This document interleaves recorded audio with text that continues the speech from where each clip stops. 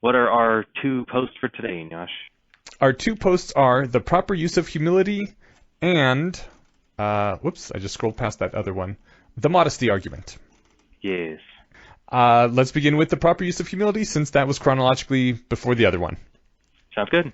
Proper use of humility, my take on it was that it was basically a way of saying sometimes people try to tell you to shut up because they think you're getting too big for your britches when you talk about things that threaten their worldview, and it's basically a pre-counter to that, being like, look, there's sometimes there's a difference between scientific humility and social humility, and when you try to conflate the two to get people to shut up, it's a real dick move, and you shouldn't do that. It was my take, and I'll get into like more specifics in just a sec. What did you think about it? I sort of took it from the other direction, which was less about the. I mean, Eliezer covers both, but I took more away from it on the personal side, that the proper use of humility isn't to, tell other people to be humble or to signal humility. It's to, and this theme is carried forward in the next post too, but it's to actually do what you would do if you were, if you were alone or if you just wanted to be right. Yeah. So I kind of think about The Martian and what Mark Watley does on Mars by himself. He's not signaling his humility to anybody. He just wants to be sure. So he'll double check his math. He'll think through his problems, and he's working towards an actual goal there.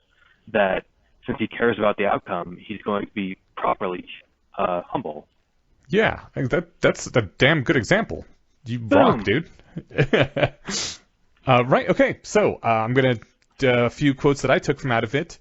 One of them was, consider the creationist who says, but who can really know whether evolution is correct? It's just a theory. You should be more humble and open-minded. And then to contrast that with, the engineer who humbly designs fail-safe mechanisms into machinery, even though he's damn sure the machinery won't fail. Which is kind of like what you just brought up with the whole Mark... God, what was his last name? Watley. Mark Watley on Mars, yeah. And Eliezer goes on, says, consider the student that says, no, the studying wouldn't really work for me. I'm not one of the smart kids like you. One so lowly as myself can hope for no better lot. And Eliezer says that this is social modesty, not humility. It has to do with regulating status in the tribe rather than scientific process. He then compares it to the actual scientific type of humility, where he says that when physicists find a tiny flaw in their math, they don't want their or in their model. Yes, thank you. In their model, they pursue it to the ends of the earth because they aren't okay with it being like mostly correct or almost entirely correct. It has to be perfect all the time. And that some people might call that arrogant, but it's a source of strength. He says the end of era in physics does not always announce itself with thunder and trumpets. More often, it begins with what seems like a small flaw. But because physicists have this arrogant idea that their models should work all the time, not just most of the time, they follow up on flaws. Usually, the small flaw goes away under closer inspection. Rarely, the flaw widens to the point where it blows up the whole theory. But think of the social audacity of trying to be right all the time. And I think, yeah, socially, that is audacious, right? But scientifically, it's more of a humility thing. It's a realizing that there's an error here, and I have to go and look into it and correct it if possible, because I'm not perfect, and I shouldn't just assume that my theory is perfect the way it is if I see something that might be a problem. Yeah, if when you dropped things, they fell at different rates 1% of the time, our current theory of gravitation alone wouldn't suffice to explain it. But you throw in like air resistance or whatever, and you can get something that makes a little more sense. But yeah, I guess for me this was kind of fun to read just because it brought back like the easy days of like arguing to people that like science was the right way to go and wasn't being I don't know, too aggressive or too high on its britches. Like it really earns it really earns those high britches by or that it really earns the seat on that high horse by how hard it is on itself systematically. Yeah. But I yeah, remember. this isn't geared towards people who already buy that science makes sense. Right. I remember people saying that, the Four Horsemen were such arrogant pricks because they wouldn't. Well, okay, here's another quote. When you argue a lot, people look upon you as confrontational. If you repeatedly refuse to compromise, it's even worse. Consider it a question of tribal status. Scientists have certainly earned some extra status in exchange for such socially useful tools as medicine and cell phones. But this social status does not justify their insistence that only scientific ideas on evolution be taught in public schools. Priests also have high status, after all. Scientists are getting above themselves. They won a little status, and now they think they're chiefs of the whole tribe. They ought to be more humble and compromise a little. Which, it's the wrong sort of humility, and the line that really made this entire post for me, which I see your note that you were about to copy it too, is that he says the proper use of humility is humility that is useful. The line is, it may help to look at the actions recommended by a humble line of thinking and ask, does acting this way make you stronger or weaker? And like you said, when Mark Watley on Mars was humble about maybe his math is wrong and double triple checking all his things, it's because acting that way made him stronger. It made even the smallest flaw get caught so he wouldn't die. This is one of the first real big insights in the sequences too, which I guess we're only on post 4, but this is just one of my favorite little examples of, you could sit and argue with your coworkers or your friends about, what the proper use of humility is and go back and forth, but not content to just, mentally masturbate and then, parse that on a page and call it good. Eliezer says, look, how about this? What makes you, does acting this way make you stronger or weaker? And I'm going to just go ahead and say, or rather, I think we can all agree that if it makes you weaker, that's not the proper way to do it. If it is, fine, call it its own thing, well, invent your own words, whatever, if you're hung up on that. But the point is the goal of being a rationalist isn't to be weaker, it's to be stronger in every way that you can be. And so if the kid who's like, well, oh no, studying only works for smart kids, it's not going to work for me, you're made weaker by that thought. Yeah. Right. Or if you're arguing something that might be important, and then at the end of it you just say, well, of course I could be wrong, and you don't actually change your position at all based on any of the arguments or evidence put on, and it doesn't have any effect. You're like, that made you weaker. You're just saying, well, I could be wrong, and because you could be wrong, you don't take any of that into account. That's a shitty use of humility. That it didn't improve you at all to say that and to ignore everything that just happened. Right, and he has that too, where you can meet every counterargument by saying, well, I guess I could be wrong, and not really take the work to analyze your belief, and then having dutifully genuflected in the direction of modesty and made the required obeisance, you can then go about your way without having changed a thing. And then you stole my next quote that I was going to put down here too, which was, to be humble is to take specific actions in anticipation of your own errors. To confess your fallibility and then do nothing about it is not humble. It is boasting of your modesty. Yeah. And exactly one of those things makes you stronger in the sense that, in, I guess, the rationalist sense of more likely to be right or achieve your goals. And one of them doesn't, right? This bullshit hand-wavy thing to, knuckle under if somebody's challenging you for being arrogant or something. That's not useful to even your own goals, right? So if you're doing that, it's a misstep in the dance. Even if you're making the step right, you're doing it. Even if you're putting your foot in the right places, you're doing it wrong, right? Yeah. You're getting there. And likewise, just saying I could be wrong and not changing anything is also a big mistake. Oh yeah, exactly. That's missing the point. If you think you could actually be wrong, you'd make sure you know what that means. Yeah. Yeah. That goes to the point of people being like, well, I guess all religions are true, because I could be wrong about this one, and that doesn't help anything at all. Actually consider that you might be wrong and how that should affect your actions and your beliefs. I'm liking this Mark Watley. I'm sorry, yeah. Yeah, go on. I was going to say I'm liking this Mark Watley analogy more and more because it's nicely non-offensive. I mean, I could just imagine, he's planning that mission or that road trip to I forget the name of the probe to go pick up. Was it Curiosity? I don't remember if it was Curiosity. I don't think so. It was something, but he takes that 20-day road trip out to go grab it. I can imagine him saying, well, fuck it, I could be wrong, and then nothing, right? Like that's so out of character for him that it's laughable. And if he kind of points his thing kind of northwest. He's like, I could be wrong, but I just go in this direction. But yeah, so what he would do is, I could be wrong. Let me go back and look at a map and look at the stars and draw a fucking line in the sand and whatever. The point is to, if you notice that if the thought occurs to you, I might be wrong here, you do something about it, whatever's appropriate. And the appropriate thing is never to just ignore it. Mm-hmm. Yeah. Alrighty, on to the modesty argument. Yes, that works good for me. All right. Did you want to start with this time, or should I again? Yeah, I guess the only thing that I'll point in is to keep in mind throughout this one that this kind of strikes me as a good tie-in to the. I remember that when we were going through the Culture War 2.0, like the 6 proposed not solutions, but positive paths forward, you and I kind of tore them to shreds because I think we were thinking about it in the wrong way. We were thinking about I think the point of those was to have them be more personal commitments, not like public ones. If somebody wasn't going to play ball, then they're not playing ball, whatever.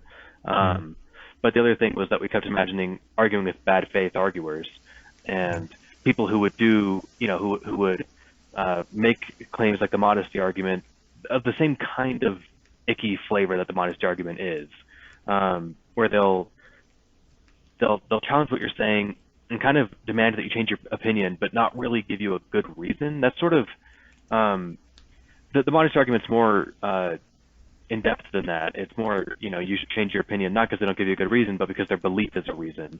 But to me, that's not a good enough reason, and neither it is to Eliezer's. So I wanted to bring it kind of back and tie it into. I think that this is a good example of a generalized case of that kind of icky argument that we were imagining encountering when taking those 6 positive steps to combat the culture wars. So that was my one tie into something else. Okay. Yeah. What I guess we should quickly summarize that the modesty argument is basically it states that when 2 or more human beings have common knowledge that they disagree about a question of simple fact, they should each adjust their probability estimates in the direction of the others.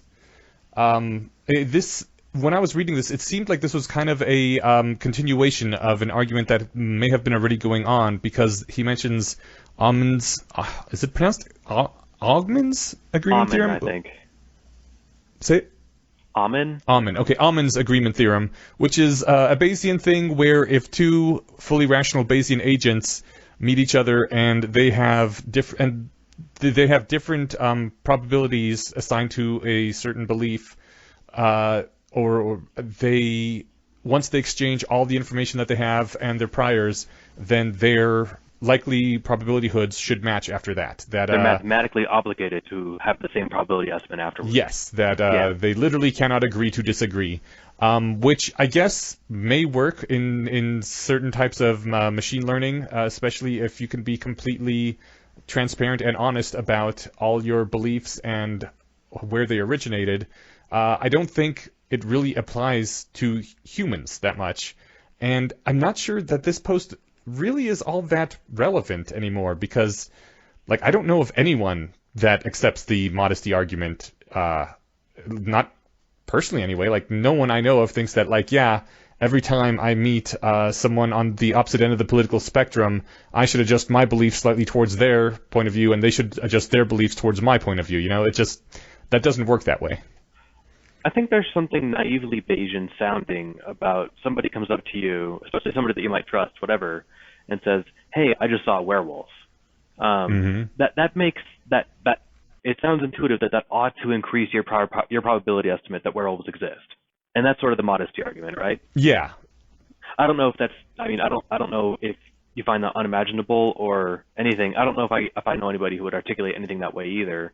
But I think that's the intuitive kind of thing that this is getting at. That it, and right. A, that this is apparently an actual disagreement that people have had in the past. But B, it sounds somewhat intuitive to me that could be a way to think about a disagreement. And I guess I've actually heard cases that look, well, rather I've heard confusions on how to handle this as Bayesians. Look, too many. There are way more Christians than there are you.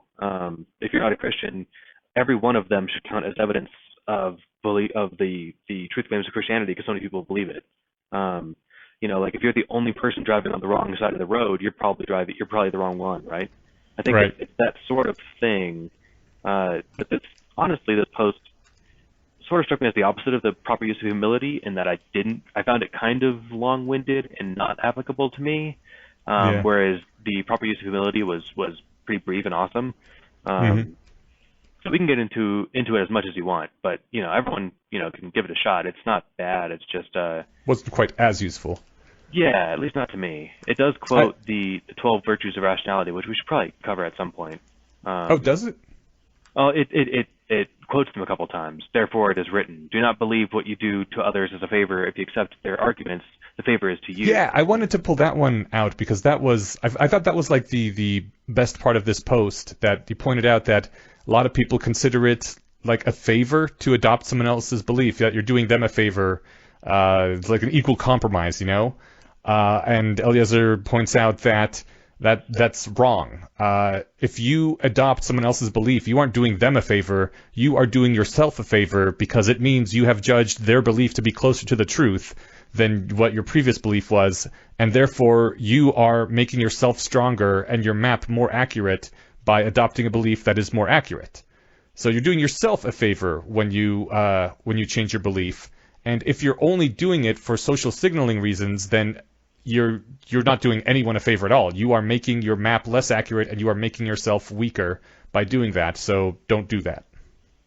Yeah, I don't have anything to add to that other than an agreement noise. I'm nodding from my house. We're recording in different places since we had a guest, and it's complicated to do it. And Yeah. so. Oh, also, Stephen is using a new microphone, and let us know if it's okay, because it's one he can walk around with, but we're not sure about the quality of it.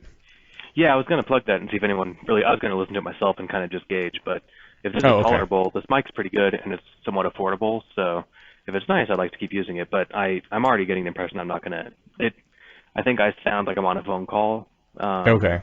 It doesn't so- sound good from my end, but I mean that might be just because of Skype. I don't know. Part of that Skype. I played back some of my own audio too. So, but we'll see how it sounds.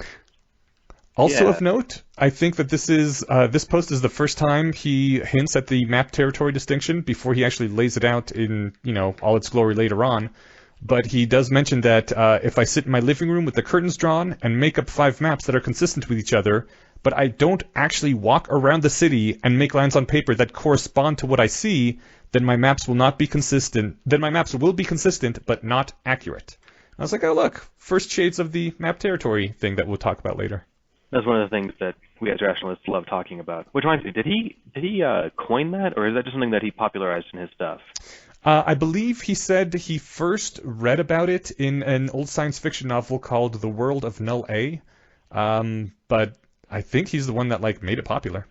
We'll give him the kind of Richard Dawkins with memes credit, where it was a thing that existed, but now it means something more popular and widespread. Yeah. All right, fair enough. Cool. Okay, so that's everything I had. Did you have more on this? Yeah. No. Oh wait, I guess you have this thing down here about the true story of a customer. Oh. Yeah. Right. I remember this when this went around. There was a guy who had a wireless service plan that it said that it would be 0.02 cents per, I don't remember, kilobyte. Data was much more expensive back in the day. And so he called up their customer service before he went to. This was a roaming charge in Europe, and so he called up before he left for his vacation. He's like, "I just want to make sure. It says here 0.02 cents. Are you sure that's 0.02 cents and not $0.02? Because $0.02 is 2 cents, which is what I think you mean." Even though the paperwork says 0.02 cents, and they're like, "Oh no, we mean 0.02 cents." He's like, "Really?" They're like, "Yeah." And I was like, "Okay."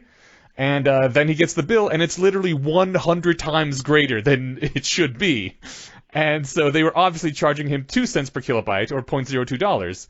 And so he called them up. There's a wonderful transcript, because he goes up through 4 levels of customer service, where every single person cannot grasp the difference between $0.02 and 0.02 cents. And there's a quote here where he's talking to, I think this is one of the high-level managers. He says, "Do you recognize that there's a difference between $0.002 and $0.002? And the answer is no." Which, no matter, you're just not going to update your belief to once you've gone through 4 people to be like, well, 4 people say there's no difference between those two, so maybe there isn't any difference. Like, there's a difference between $0.02 and $0.02. Well, except if this is the case I'm thinking of, this guy won. I don't remember. Did he in the end? I mean, he must have. He had the paperwork, right? I definitely heard about. Yeah, I definitely heard about this before. This was only a few years ago, and this guy won his case. Okay, good. So this is different than just talking with one person who refuses to budge. This is because he's escalating with different people, and at the end of the day, you can escalate to lawyers who can actually read. So yeah, this is a meditation in patience, maybe. Yeah.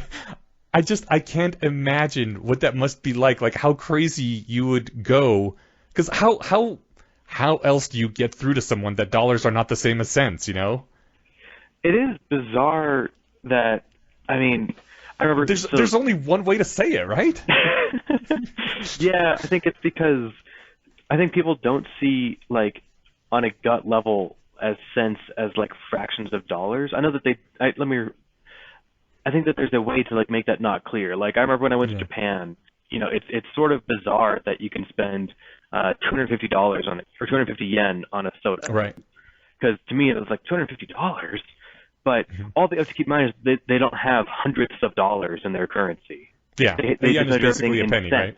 Yeah. Yeah. So it's like whatever 90 cents or 90 cents to 100 yen or something, but whatever it is, it's like if I was buying stuff for 250 cents rather than $2.50. Yeah.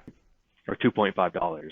So maybe it was just an unintuitive leap with the the overworked and underfed and undernourished temps answering the phones at Verizon, where they're just like, fuck it, man, I don't know, I've been on the phone for 10 hours, I don't have anything left of me that can do math right now. Yeah. They look at it, they see .002, and like they don't glance at the units. And I don't know, if you ever worked a mind-numbing customer service job, that's exactly what it feels like. So I kind of see why you had to fight to the top to fix this. Depending, I guess, on what time you called. I think maybe your best bet would be calling at like 9 in the morning. But I'm curious if there's. I wonder. I haven't clicked the transcript. Does it say what time the call began? I'm all over it because if it says it does not say what time the call was. That's okay. Nope. Good evening. Haha. My prediction's accurate. Yeah. At the end of the day, you don't have anything left in you for math. You do customer service. You're lucky if you walk in with it first thing in the morning. Right. Well, I don't have anything else to add to this one, unless I think we ought to thank the patron this episode. And before we do that, let's let people know what the next 2 will be. Oh yeah, next 2 posts. Yeah, in 2 weeks' time, we will be doing I Don't Know and A Fable of Science and Politics. And we'll have links to both of those on thebayesianconspiracy.com.